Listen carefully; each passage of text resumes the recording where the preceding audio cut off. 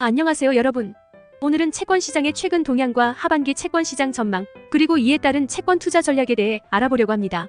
함께 시작해볼까요? 우선 최근 채권시장의 동향을 살펴보면 2023년 잭슨홀 미팅에서 물가 안정 목표제 개선에 따른 조기 기준금리 인하 기대감이 확산되고 있다는 점이 눈에 띕니다. 잭슨홀 미팅은 중요한 정책 결정을 앞두고 중앙은행 관계자들이 사전에 의견을 나누는 장소로 활용됩니다. 2022년 잭슨홀 미팅에서는 연방준비제도의 과도한 긴축이 경기 침체를 유발할 것이라는 우려가 제기되었고, 따라서 물가 안정 목표를 2%에서 4%로 상향 조정해야 한다는 주장이 나왔습니다. 2023년 1월에는 전미경제학회에서 유명 석학들이 다시 한번 물가 안정 목표를 상향해야 한다는 주장을 펼쳤으며, 이에 따라 2023년 잭슨홀 미팅에서는 물가 안정 목표제 개선의 필요성에 대한 공감대가 형성되었습니다. 이는 연방준비제도의 과도한 긴축을 방지하고 조기 기준금리 인하가 가능할 수 있음을 시사하고 있습니다. 하지만 스티키 인플레이션과 이것도 경기 침체라는 요소로 인해 추가 기준금리 인상 가능성이 확대되며 시장금리가 다시 상승하고 있습니다. CMEF에 따르면 이전에는 7월부터 기준금리 인하가 반영되었으나 현재는 7월에 추가 인상하고 연내에 1회 인하할 것으로 예상되고 있습니다. 따라서 5월 기준으로 미국 국채금리는 2년물이 55.7bp, 10년물이 38.4bp 상승한 것으로 나타났지만 여전히 기준금리와는 역전 상태가 지속되고 있습니다. 하반기 채권시장 전망을 살펴보면 잭슨홀 회의에 대한 기대감은 후퇴했지만 물가 안정 목표제 개선 가능성은 여전히 남아있습니다. 스티키 인플레이션과 읽어도 경기 침체에 따라 물가 안정 목표제 개선에 대한 기대감이 후퇴하여 시장금리가 상승할 수 있습니다. 그러나 기준금리와 시장금리의 역전은 지속되고 있으며 CMEF에 따르면 연내에 기준금리를 1회 인하할 것으로 예상되고 있습니다. 하지만 미국 부채한도 증액 협상의 타결은 채권시장에 부정적인 영향을 미칠 것으로 예상됩니다. 이로 인해 위험자산 선호심리가 강화되고 안전자산 선호심리가 약화할 것입니다. 또한 정부의 경기 부양을 위한 재정정책 여력 확보와 통화정책 의존도가 감소될 것이며 미국 재무부의 현금 확보를 위한 국채 발행이 증가할 것입니다. 또한 하반기에는 시장금리의 상승 압력이 있을 것으로 예상됩니다. 부채한도 증액 협상에 따른 안전자산 선호심리의 약화, 연준의 추가 기준금리 인상에 대한 경계감, 매파적인 5월 금통위에 따른 채권 투자 심리의 약화, 그리고 7, 8월 휴가 시즌을 앞둔 채권 롱포지션 청산 물량 출회 가능성이 있습니다.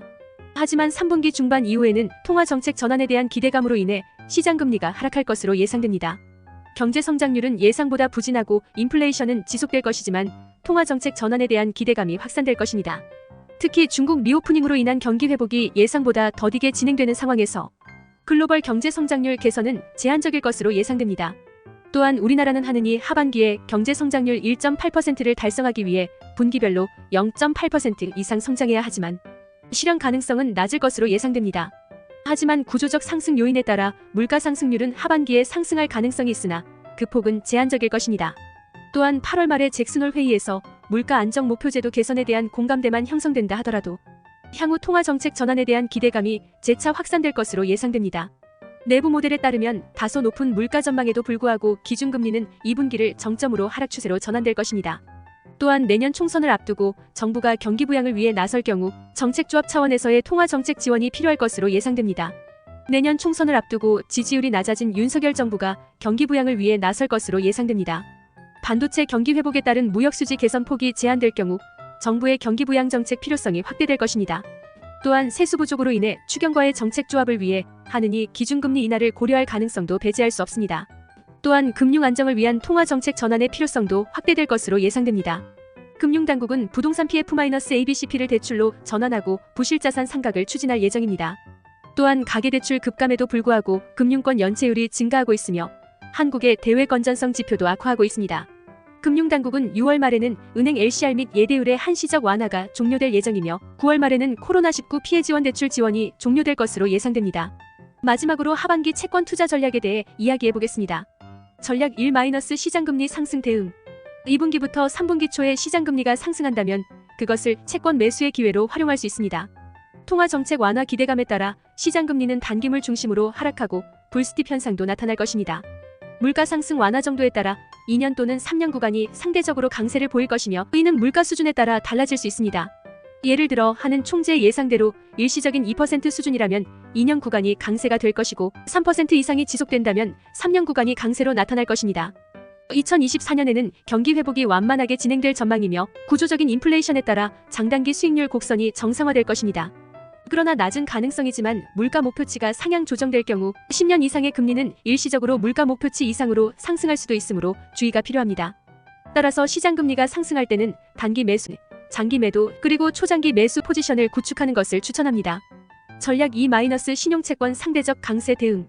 만약 신용채권이 상대적으로 강세를 보인다면 이익을 실현하는 기회로 활용할 수 있습니다. 지표채권의 변동성이 확대되면서 신용채권의 메리트가 부각될 것이며 이로 인해 신용 스프레드는 축소될 것입니다. 그러나 통화정책 완화 기대감에 따라 불스팁 현상이 진행된다면 상대적으로 신용채권의 메리트가 감소할 수도 있습니다. 금융당국의 부동산 부실자산 상각 추진 및 4분기 계절 효과 등은 신용 스프레드가 확대될 요인이 될 수 있습니다. 따라서 신용채권은 3분기까지는 이익을 실현하는 차원에서의 비중을 축소하고 4분기 중순 이후에는 비중을 확대하는 것을 추천합니다. 이상이 하반기 채권 투자 전략에 대한 내용이었습니다. 시장금리 상승 시에는 단기 매수, 장기 매도, 초장기 매수 포지션을 구축하고 신용채권의 상대적 강세에는 이익을 실현하는 기회로 활용하는 것이 좋습니다. 투자를 할 때에는 개별적인 상황을 고려하여 결정하는 것이 중요하니 참고해주세요. 감사합니다.